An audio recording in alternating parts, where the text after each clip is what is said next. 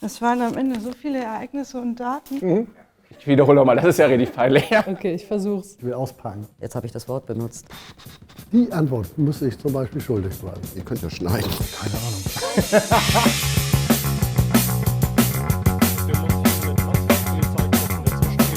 Dieser sogenannte Jolly Rouge, das Bild heute hier im Stadion. Streiten wahrscheinlich Historiker und Kaufmann jetzt. Benannt als Goliath-Waffe. Nackte Betonwände und ganz viel Staub. Noch braucht man sehr viel Fantasie, um sich hier ein Vereinsmuseum vorzustellen.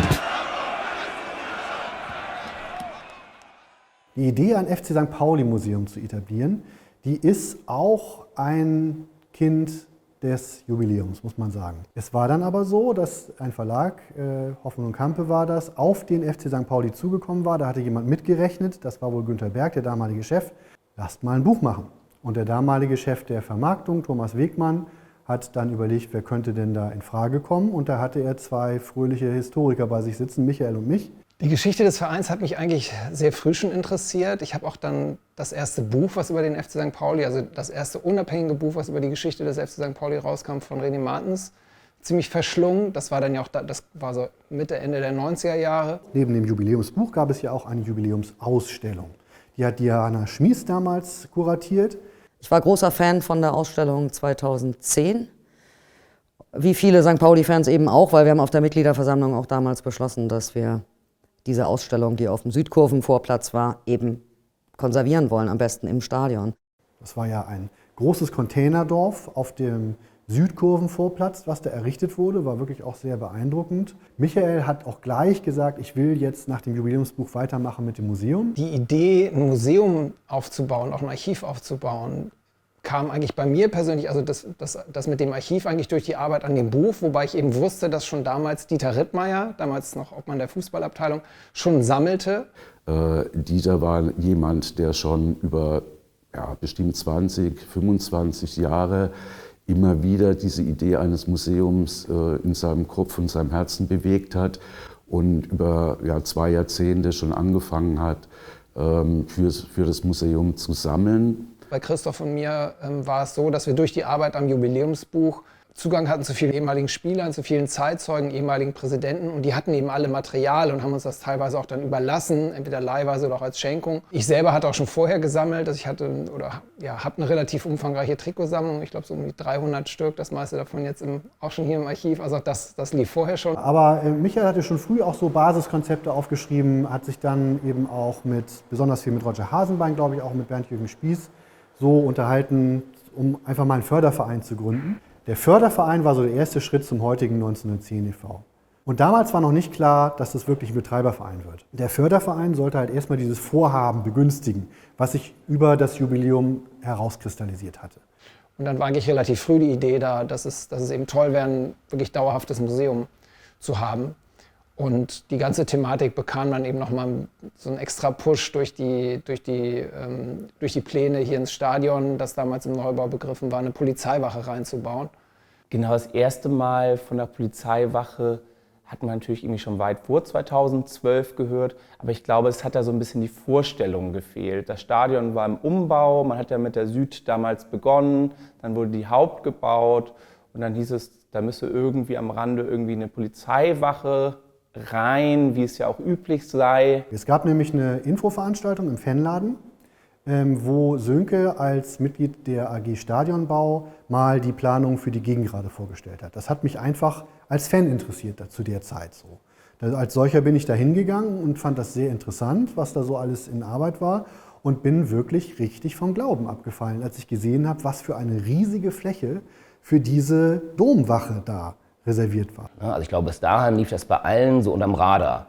Das war bei allen im Verein, die waren so desinteressiert, aber auch in der Fanszene war das kein großes Thema. Es wusste ja gar nicht, kaum jemand so richtig genau. Es fiel so ein bisschen die Gesichtszüge aus dem Gesicht und wir waren relativ entsetzt. Wäre das so umgesetzt worden wie geplant, wäre es die größte Stadionwache Deutschlands gewesen. Und darauf sollen wir singen und tanzen und darunter sind Leute in Zellen letztendlich verfrachtet. Und wenn sowas hier passiert, in unserem Stadion, in der Gegengrade, mit der ganzen Historie dranhängt, dann haben wir richtig Trouble und dann haben wir hier einfach eine Polizeiwache reingebaut für die nächsten 40 Jahre. Ja, und dann fingen so Gespräche an. Wie kann das denn sein? Wie kam es dazu? Und wie gehen wir damit um und wie kriegen wir die Kuh vom Eis? Also der FC St. Pauli hatte als Verein, als Geschäftsstelle sozusagen kein echtes Interesse daran, eine andere Lösung zu haben und musste mit Mühe und Not bewegt werden, so irgendwie Druck, überhaupt irgendwas zu machen. Das heißt, das meiste waren, ich unterstelle es einfach mal Feigenblattaktionen. Also man muss sagen, Gernot Stenger, damals unser Ansprechpartner war, hat sich redlich bemüht, so hier und da irgendwas zu machen, hat ein paar Gelder freigegeben für einen Entwurf einer externen Polizeiwache. Aber spätestens bei den Hauptamtlichen, die sie betreut haben, war eigentlich überhaupt kein Interesse da, ganz im Gegenteil, die wollten möglichst wenig Arbeit damit. Und irgendwann setzte sich dann, glaube ich, auch bei vielen so ein Ohnmachtsgefühl durch. Man hat immer von Verhandlungen gehört, die im Hintergrund liefen. Die Stimmung in der Fanszene war schon so ein bisschen desillusioniert, weil die Vereinsführung so signalisiert hat, dass es keine Möglichkeit gibt, es irgendwie zu ändern. Ende 2011 war wirklich so die Hoffnung komplett irgendwie eigentlich weg. Also ich hatte noch so ein bisschen gesagt, hey, wir müssen es unbedingt machen, aber es gab wirklich also keinerlei Resonanz eigentlich mehr. Der Schweinske Cup hat es dann geändert. In Hamburg ist es zu schweren Ausschreitungen zwischen randalierenden Fans und der Polizei gekommen. In der Alsterdorfer Sporthalle, wo es einen Angriff von Lübecker und Rautenhooligans auf Fans des FC St. Pauli gab. Und statt dies zu unterbinden, ging die Polizei massiv gegen Fans des FC St. Pauli vor. Wir mussten mit massiven Polizeikräften dazwischen gehen. Wir haben Schlagstöcke eingesetzt, MES eingesetzt. Dabei sind zum Teil auch Unbeteiligte durch Pfefferspray verletzt worden. Diese Vorfälle rund um den Schweinske Cup haben das Ganze wirklich nochmal auf ein Level gehoben, wo dann aus der Fanszene gesagt wurde, das ist völlig unvorstellbar, dass wir künftig in einer Kurve uns zu Hause fühlen sollen oder in den Fanräumen zu Hause fühlen sollen oder im Fanprojekt, im Fanladen Schutzraum haben sollen, in unmittelbarer Nachbarschaft zu einer so großdimensionierten Polizeiwache, wo eine Institution sitzt, die uns Fans so behandelt, wie sie es gerade getan hat. Also die Stadionwache durch ein Museum zu ersetzen, war eigentlich gar nicht von Anfang an da, sondern ist über die Zeit gereift. Aber ich fand eben auch, es wäre natürlich noch hilfreicher, wenn man auch eine Alternative bieten kann. Also wenn man nicht nur gegen etwas ist, sondern gleichzeitig auch für etwas anderes sein kann und sagen kann, wäre es nicht eine tolle Idee, stattdessen zum Beispiel ein Museum im Stadion zu verwirklichen. Und das hat dann relativ schnell eine Eigendynamik bekommen. Um halt den öffentlichen Druck zu machen, auch bei der Fanszene, da habe ich viel mit Martin mich damals ausgetauscht und die ganze Zeckensalon-Connection.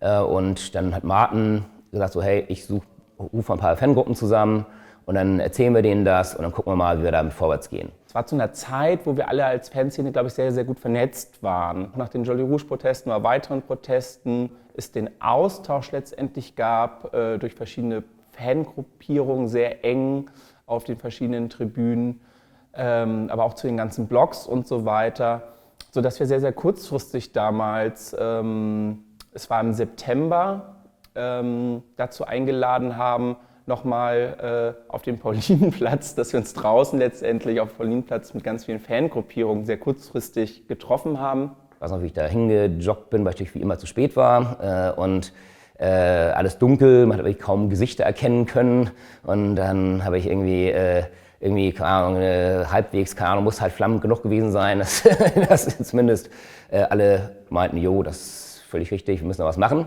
Dass wir mit allen Fangruppierungen jetzt nochmal alles in die Waagschale schmeißen wollen, dass wir jetzt das Unmögliche möglich machen wollen letztendlich. Also ich erinnere mich, es gab im Centro Soziale ein großes Treffen, wo es erstmal um dieses Thema Polizeiwache ging und schon da haben wir dann eben versucht, auch das Thema Museum zu platzieren. Bei diesem Treffen, das rappelvoll war letztendlich, waren mehr als 200 Personen aus der Fanszene. Da wurde dann dieses Manifest irgendwie, die verschiedenen Leute mitgeschrieben haben, ich glaube Christoph Nagel vor allem auch, sozusagen vorgestellt und ich glaube Michael, Christoph, ich und weiß auch Martin auch, saßen irgendwie vorne, glaube ich. Eigentlich, das war ja so eine Art Auftaktveranstaltung zu einer Fanbewegung.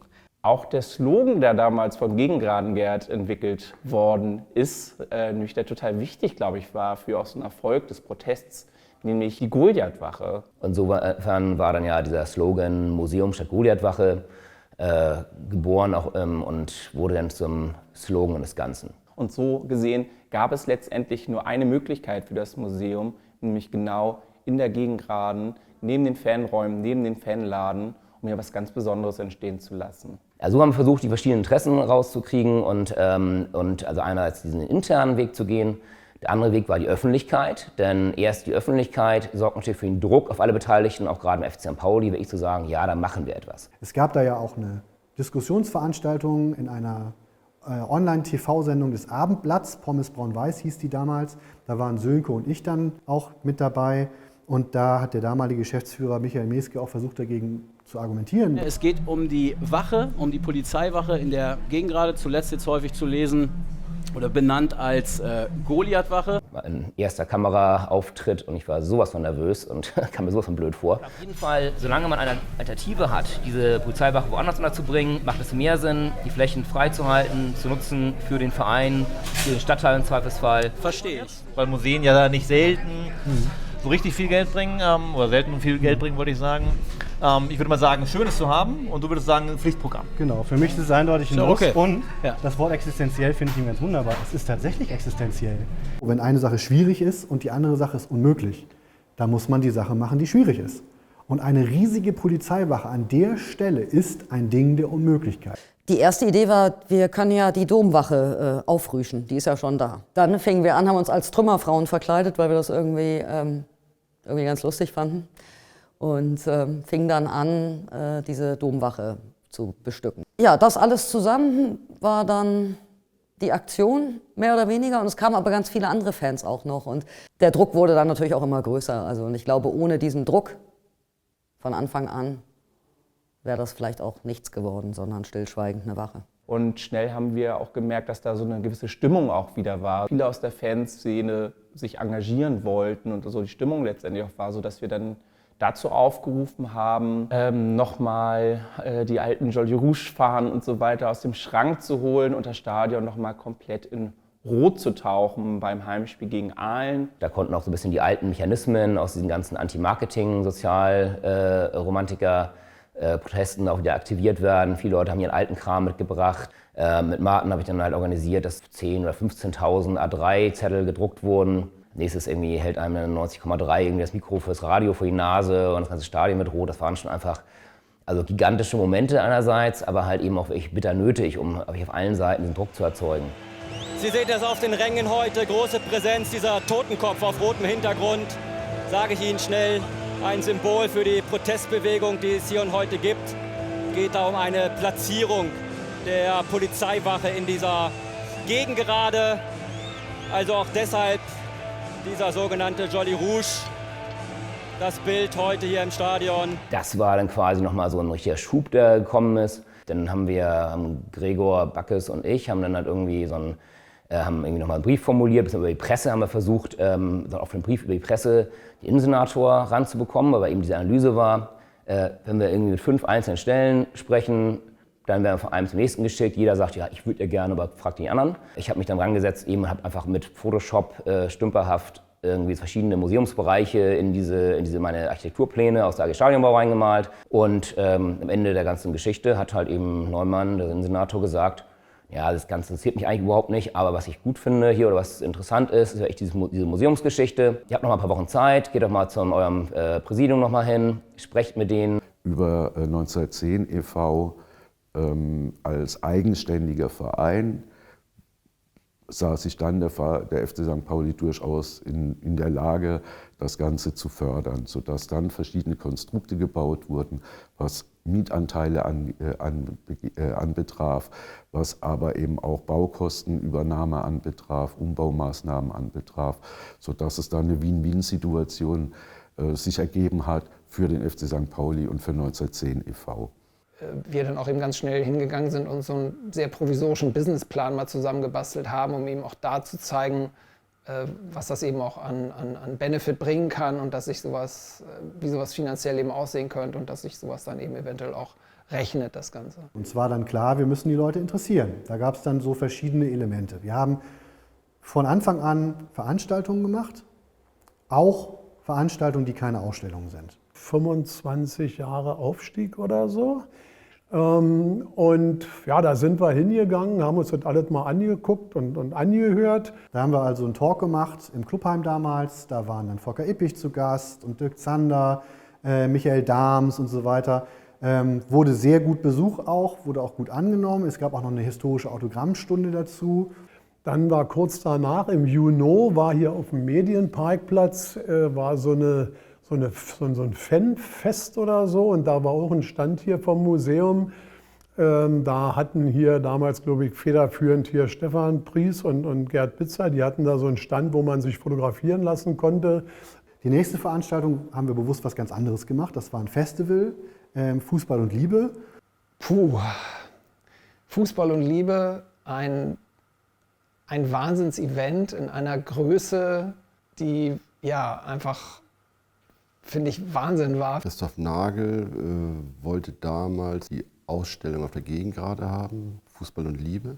Ja, und da wir sowas machen, also beziehungsweise meine Firma Bontempo das macht, kam er an und fragte, ob wir nicht das gemeinsam machen wollen, also auch ein Konzept machen, wie kann man da die diversen Bühnen aufstellen und so weiter.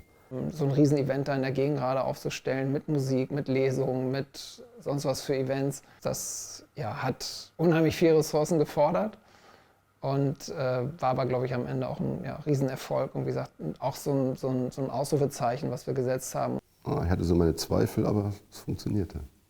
Und 2014 mussten wir dann aber auch langsam mal zeigen, liebe Leute, wir haben wirklich die Wahrheit gesagt. Für ein FC St. Pauli Museum braucht man Platz.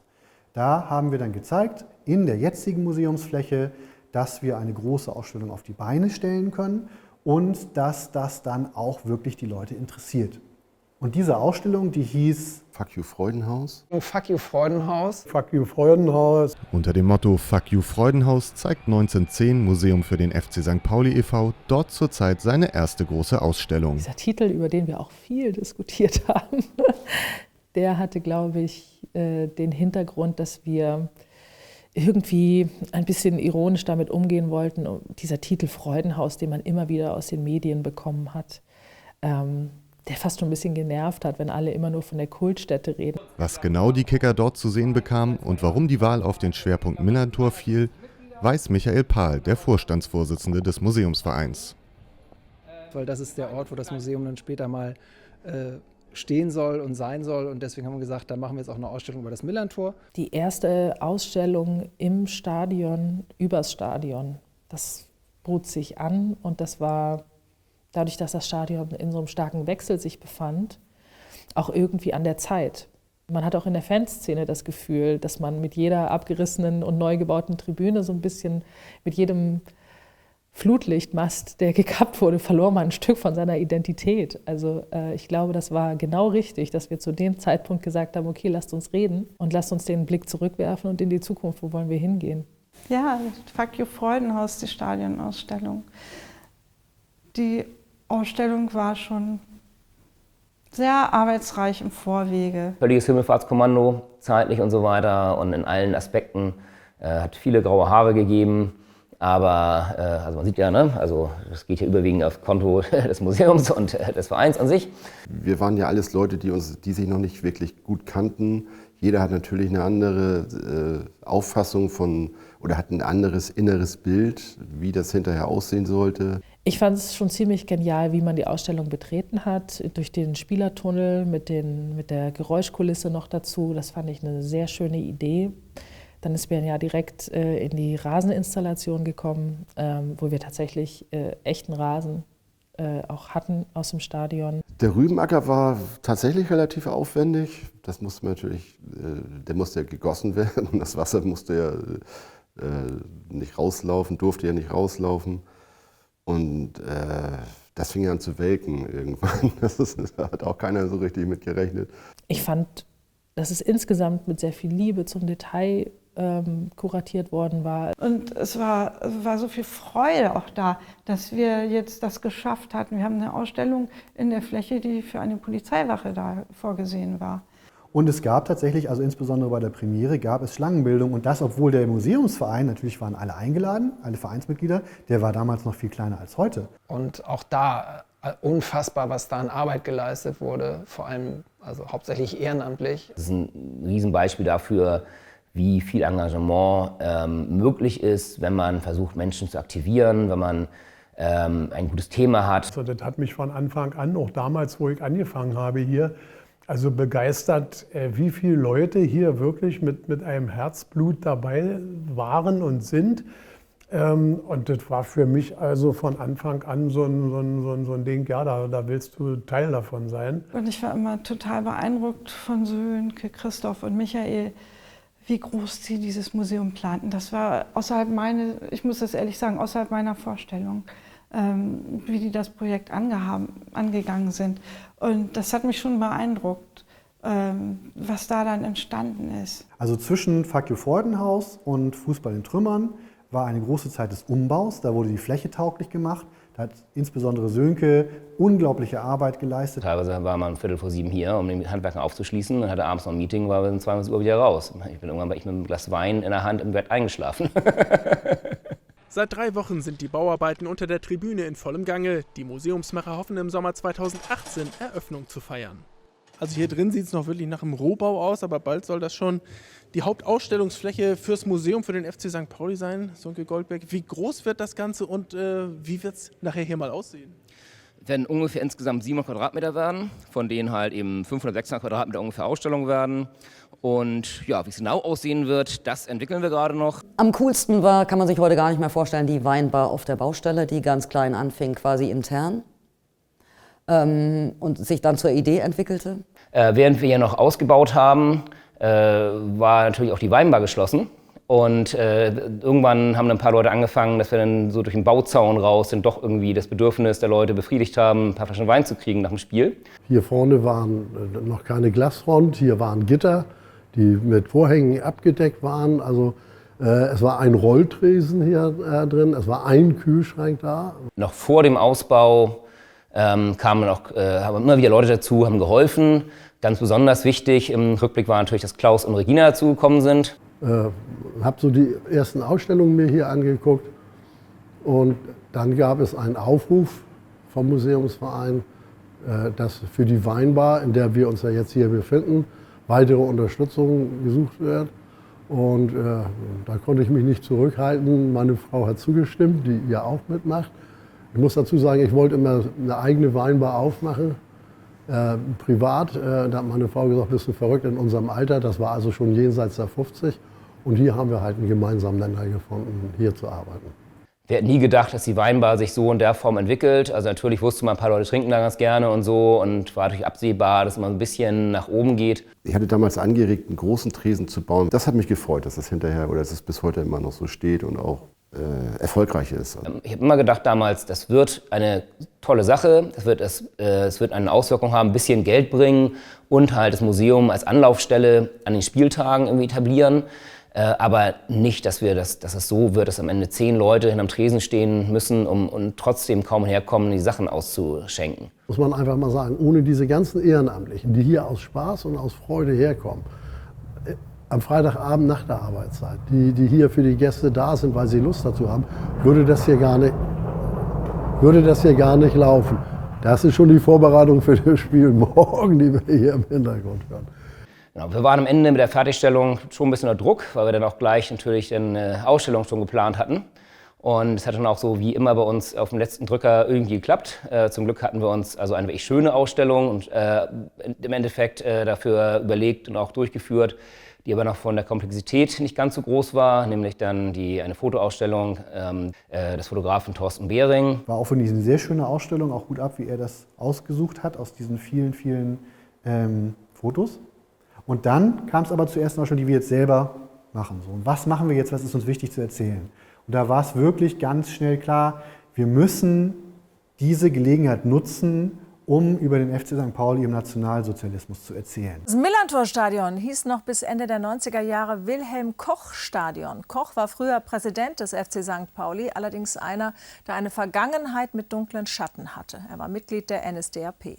Um ihn und andere Blicke in die Vergangenheit des Kiezclubs geht es im Moment im St. Pauli-Museum unten im Stadion. Wir hatten das Glück, dass es von Gregor Backes ja die wichtigste Arbeit gab, der ja ein Buch über das Thema geschrieben hat. Mit deutschem Sportgruß heißt das. Inzwischen gibt es eine überarbeitete Neuauflage, sehr, sehr empfehlenswert. Da war also schon eine gute Arbeitsgrundlage da. Und wir wollten nun den nächsten Schritt noch gehen und das also räumlich erzählen, plastischer machen, dadurch auch spürbarer machen. Und wir wollten auch, das war von Anfang an klar, wir wollten auch die Arbeit mit Schulklassen beginnen. 2014 habe ich meinen Pädagogikabschluss fertig gemacht und hatte schon die ganze Zeit vorher fürs Nachwuchsleistungszentrum Workshops gemacht zur rassismuskritischen Arbeit, damit das Nachwuchsleistungszentrum zertifiziert wird. Und hatte immer schon die Idee, ach, sowas könnte doch für das künftige Museum hier was sein. Ich hatte ja auch die berufliche Ausbildung davon und habe das immer mal mit Sönke damals angesprochen. Heute ist eine 11. Klasse der Ida-Ehre-Schule zu Gast und setzt sich mit der NS-Zeit auseinander. Nicht zuletzt anhand der ausgestellten Biografien von 8 St. Paulianern, wie der des Wehrkraftzersetzers Peter Jörs.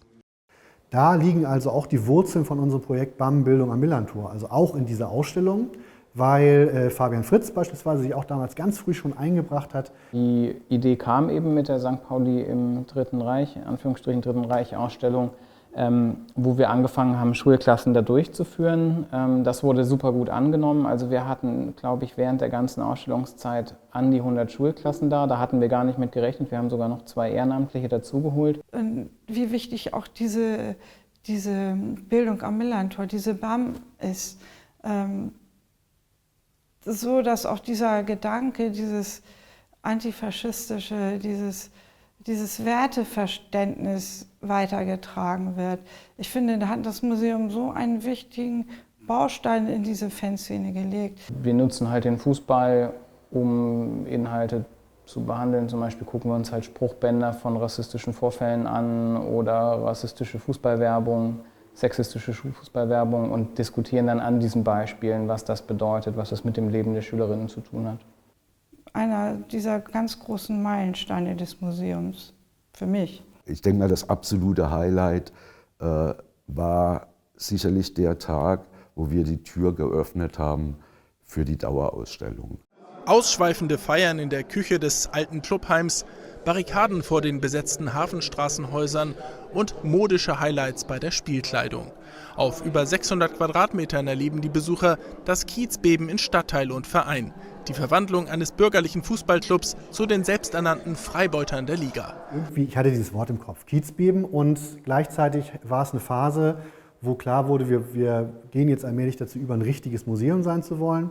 Und jetzt wollten wir eine Ausstellung machen, und zwar eine Ausstellung, die möglichst viele Leute interessiert. Und deswegen sagten wir uns, gut, jetzt nehmen wir mal das Thema an, was wirklich die Identität des FC St. Pauli bis heute mitbestimmt. Die Ausstellung kam dann auch sehr gut an. Wir haben auch gemerkt, also die Ausstellung war auch wahnsinnig aufwendig. Die ist noch wesentlich aufwendiger gemacht, als jetzt Fußball in Trümmern war. Und so entstand dann die Überlegung, die jetzt nochmal ganz abzureißen und jetzt nochmal eine Dauerausstellung vollkommen neu zu konzipieren. Das wäre A, ein Kraftakt, B, finanziell schwierig und C, würde dazu führen, dass das Museum nochmal ganz lange dicht machen muss. Und darum haben wir mit unseren Mitgliedern dann besprochen, und die waren auch einig mit uns, wir wollen das Kiezbeben zur Dauerausstellung machen, wir überarbeiten das zum Kiezbeben 2.0 und dann werden wir nach und nach immer mehr Perioden der Vereinsgeschichte dort einfließen lassen. Es war uns wichtig, dass das Museum nicht nur eine Ausstellung hat, sondern auch ein Archiv. Der Archivleiter ist ja Rainer Klinitzki, es gibt eine tolle Archivgruppe. Das Archiv ist insoweit geworden, dass Michael Pahl mich mal angesprochen hat und wir uns mal auf einen Kaffee getroffen haben und er dann fragte, ob ich nicht Lust hätte, mich um das Archiv zu kümmern. Und dann haben wir uns ausgetauscht und dann habe ich gesagt, ja, okay, also ich hatte an sich diese Idee mit dem Archiv ja schon von Anfang an. es war von Anfang an Teil und auch unverzichtbarer Bestandteil des Museums, auch ein Archiv aufzubauen, weil ohne Archiv, also ohne ein Backend, sozusagen kann das Frontend, nämlich das Museum, nichts zeigen und nichts präsentieren. Insofern ist das für mich, gehört das für mich ja, untrennbar zusammen. Und nun ist es so, dass ja auch die Erinnerungen von Menschen, die den Verein mitbestimmt haben, als SpielerInnen, als Fans, als StadtteilbewohnerInnen zum Beispiel, das ist ja auch ein Schatz, der bewahrt werden muss. Viele Menschen, die eine eigene Geschichte in dem Verein haben, die durch ihre Persönlichkeit oder ihre Leistung diesen Verein geprägt haben, werden immer älter. Und wir wollen das festhalten. Es schwebte eigentlich ewig lange, ist aber dann nie so wirklich was geworden. Jetzt Gott sei Dank ja. Das ist dieses Thema Zeitzeugen. Das war immer schon ein großer Wunsch damals, dass man also Leute aus dem Verein, Funktionäre, ehemalige Spieler und, dass man die also interviewt. Und das erste Kiezbeben war dann tatsächlich auch der Anlass, wo wir es damit begonnen haben.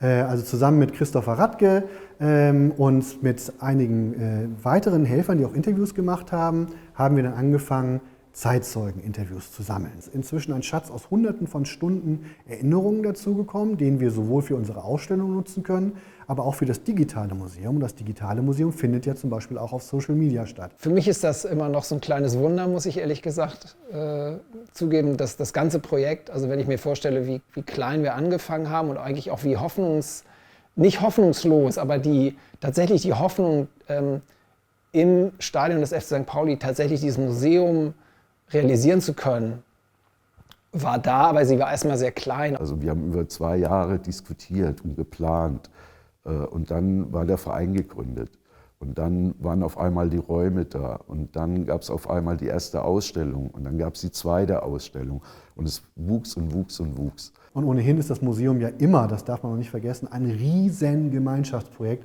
an dem sich inzwischen, muss man sagen, wirklich Hunderte von Menschen direkt beteiligt haben und Tausende und wirklich Abertausende von Menschen indirekt beteiligt haben.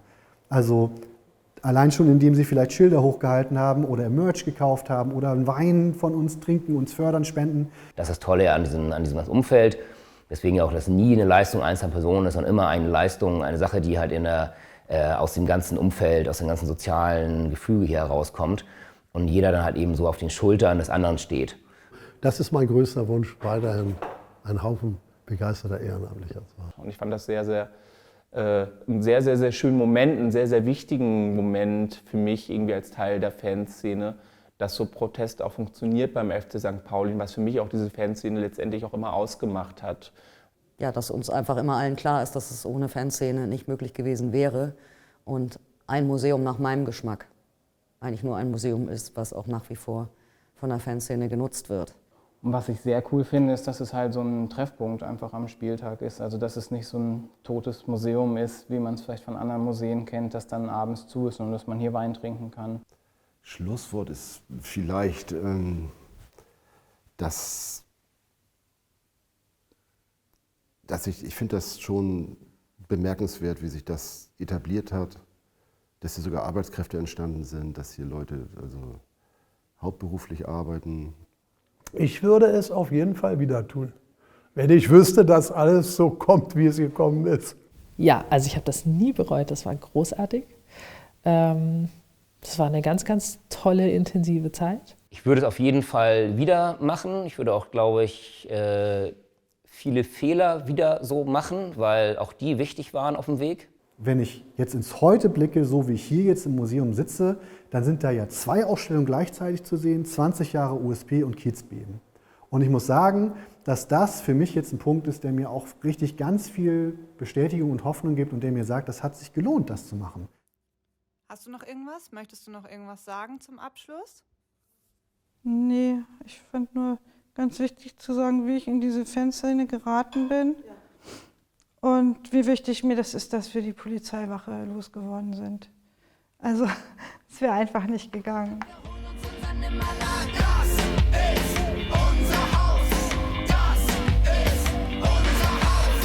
Wer kein Platz zum Penner kommt, wer bisher noch kein Zimmer fahren, kommt alle mit, verdammt, wir holen uns unser Nimmerland. Das